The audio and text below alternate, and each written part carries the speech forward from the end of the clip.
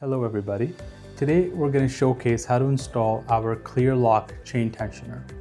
On my left, we have a blind with the clear lock chain tensioner already installed on it.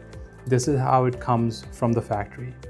With a quick tug on the chain, there is no movement on the chain, which shows that this has been installed properly.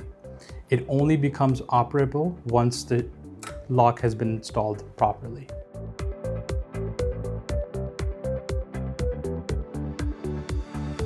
Along with the chain tensioner on the chain, the package includes a wall mount bracket and 2 mounting screws. With the clear lock in place, we can hold it snug to the inside frame and mark the drill position. Please make sure not to mark the circular hole, but mark the bottom of the slot here. If the frame is aluminum, it's recommended to pre-drill with a 2mm drill bit, but if the frame is wood, pre-drilling may not be necessary. Now we can take one of the included screws along with our drill and put the screw on the driving bit, hold it like so, and we can insert it until the screw touches the inside frame. And now we press down to release the spring lock, and we can start to drill like so.